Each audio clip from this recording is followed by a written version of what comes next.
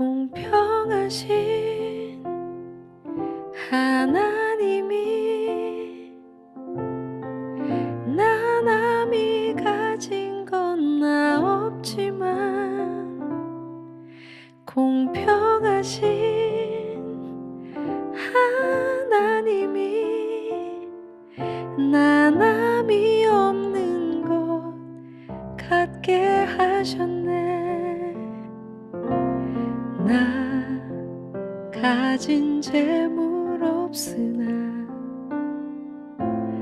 나 남이 가진 지식 없으나 나 남에게 있는 건강 있지 않으나 나 남이 없는 것 있으니 나 가진 재물 없으나 나 남이 가진 지식 없으나 나 남에게 있는 건강 있지 않으나 나 남이 없는 것 있으니 나 남이 못 본 것을 보았고 나 남이 듣지 못한 음성 들었고 나 남이 받지 못한 사랑 받았고 나 남이 모르는 것 깨달았네.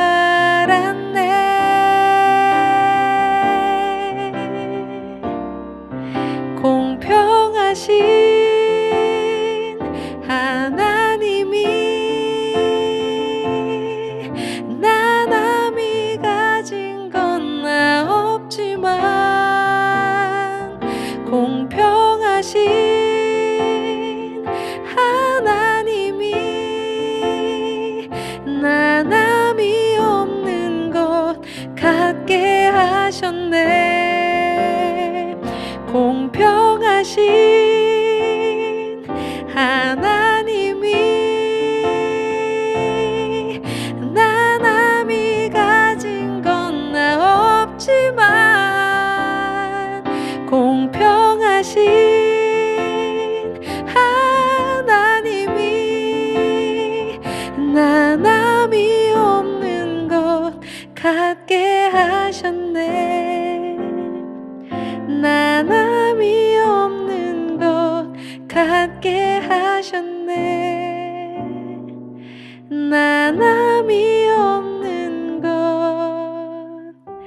갖게 하셨네.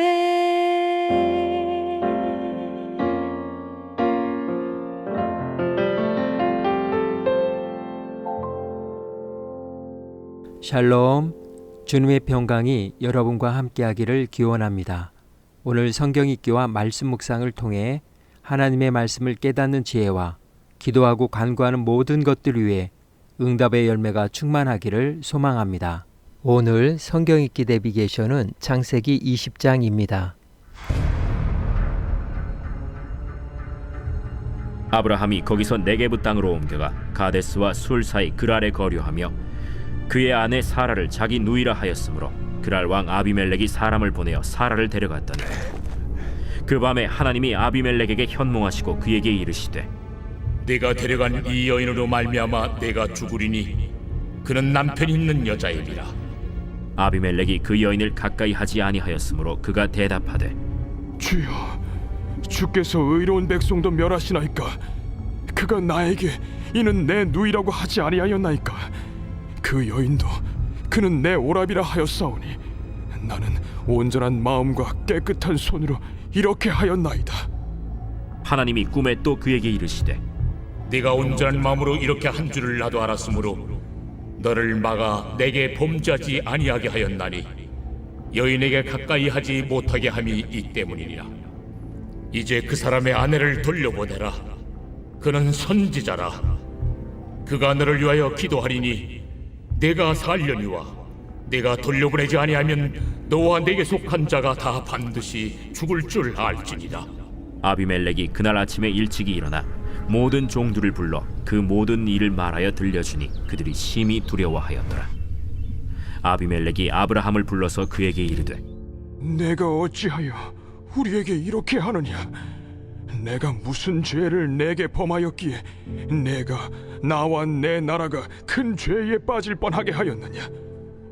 내가 합당하지 아니한 일을 내게 행하였도다. 아비멜렉이 또 아브라함에게 이르되 내가 무슨 뜻으로 이렇게 하였느냐? 이곳에서는 하나님을 두려워함이 없으니 내 아내로 말미암아 사람들이 나를 죽일까 생각하였으며 또 그는 정말로 나의 이복 누이로서 내 아내가 되었음이니라. 하나님이 나를 내 아버지의 집을 떠나 두루 다니게 하실 때 내가 아내에게 말하기를 이후로 우리의 가는 곳마다 그대는 나를 그대의 오라비라 하라. 이것이 그대가 내게 베풀 은혜라 하였었노라. 아비멜렉이 양과 소와 종들을 이끌어 아브라함에게 주고 그의 아내 사라도 그에게 돌려보내고 아브라함에게 이르되 내 땅이 내 앞에 있으니 내가 보기에 좋은 대로 거주하라. 사라에게 이르되 내가 은 1000개를 내 오라비에게 주어서 그곳으로 너와 함께한 여러 사람 앞에서 내 수치를 가리게 하였노니 내 일이 다 해결되었느니라. 아브라함이 하나님께 기도하매 하나님이 아비멜렉과 그의 아내와 여종을 치료하사 출산하게 하셨으니 여호와께서 이왕의 아브라함의 아내 사라의 일로 아비멜렉의 집의 모든 태를 닫으셨음이더라.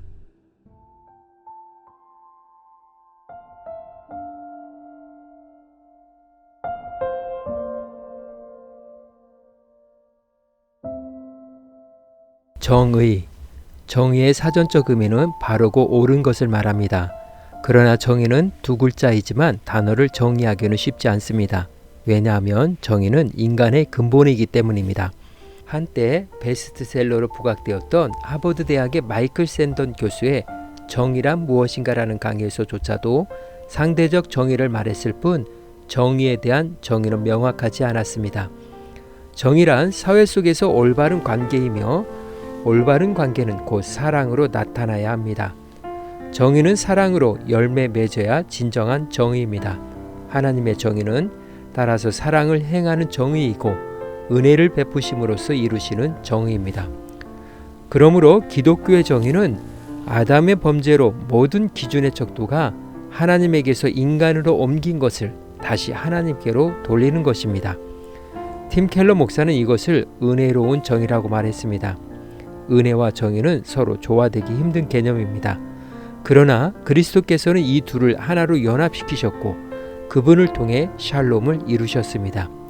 그 샬롬이 바로 하나님의 정의이며 하나님 나라인 것입니다. 또한 하나님의 정의는 그분의 성품을 반사해 내는 것입니다.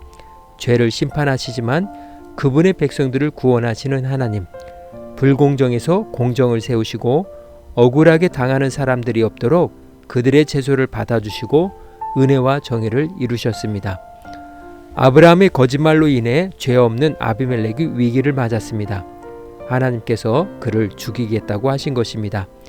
아비멜렉은 자신의 억울함을 주장했고 하나님께서도 아비멜렉의 주장에 동의하셨습니다. 그래서 하나님은 아비멜렉에게 살 길을 일러주셨습니다. 하나님께서 억울한 자들을 죽이실 것인가? 라는 우리의 의문에 하나님은 명확한 답변을 주셨습니다. 하나님이 꿈에서 아비멜렉을 책망하셨던 것처럼 아비멜렉도 아브라함을 책망하며 자신의 억울함을 따졌습니다. 아브라함의 변명은 궁색했습니다. 이곳에서는 사람들이 아무도 하나님을 두려워하지 않는 것 같아서 그들의 폭력으로부터 자신을 보호하기 위해 그랬다는 것입니다. 여기서 하나님을 두려워하는 것은 여호와를 경외하는 일과는 다르며 사회의 기본적인 도덕성을 뜻합니다. 소돔과 고모라의 멸망을 지켜보면서 세상이 모두 그 도시들처럼 악하다고 생각하게 된 것일까요? 이유야 어쨌든 아브라함은 세상에서 자기만 하나님을 두려워하는 자로 생각하는 교만에 빠져 있었습니다. 여기에서 이슈가 된 것은 하나님의 정의는 어떤 것일까? 하나님께서 아브라함을 제외한 사람들을 어떻게 대하실 것인가? 아브라함은 선택받은 사람이니 그와 그의 후손들만 일방적으로 축복하시고 나머지 사람들은 선택받은 자들의 영화를 위해 억울하게 희생되고 비참해져도 좋단 말인가 하는 것입니다. 이 질문에 대해 하나님은 아브라함과 그 후손들 뿐만 아니라 그 외 모든 사람들을 공평하게 대하실 것이라고 선언하십니다. 하나님께서 누구를 특별히 사랑하신다고 해서 다른 사람들을 차별 대우하지 않으십니다. 아비멜렉이 아브라함에게 억울하게 당한 일이지만 그로 인해 발생한 불임에 대한 문제 또한 아브라함을 통해 보상해 주셨습니다. 아브라함이 아비멜렉과 그의 민족을 위해 기도했습니다. 하나님께서는 여자들을 치료하시어 다시 아이를 가질 수 있게 해주셨습니다. 아브라함이 기도하여 문제가 해결된 것은 땅의 모든 족속이 너로 말미암아 복을 얻을 것이라는 말씀이 실현된 사건입니다. 우리는 하나님의 정의입니다. 그 정의는 하나님의 성품을 의미하며 그분의 성품은 억울한 일을 당하지 않게 하시며 그분의 소명을 이루는 일입니다. 이 약속은 가나안 백성들을 심판하실 때도 하나님은 그분의 선택한 백성들을 살려두셨습니다. 오늘 말씀은 창세기 20장 정의였습니다. 이 시간 기도의 자리로 나아갑니다. 그리스도인에게 있어서 정의는 하나님의 성품을 닮아가는 그리스도인의 삶입니다. 그분의 마음과 생각을 품고 관계를 바로 세우며 그 관계 속에서 샬롬을 이루어가는 것입니다. 내가 선 그곳에서 샬롬을 이루어갈 수 있도록 결단하며 기도의 자리로 나아갑니다.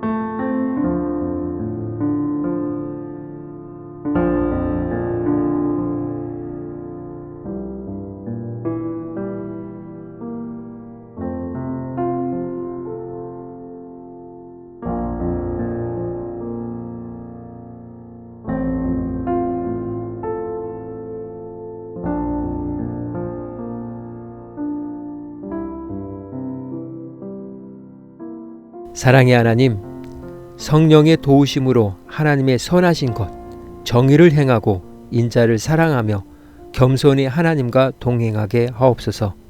구원을 완성해가는 거룩한 하나님의 사람이 되게 하옵소서. 오늘은 이렇게 고백하며 나아갑니다. 정의는 하나님의 성품입니다. 예수님의 이름으로 기도합니다. 아멘. 이제 음악이 마칠 때까지 자유롭게 기도합니다. 하나님께서 우리의 기도에 귀 기울여 주십니다.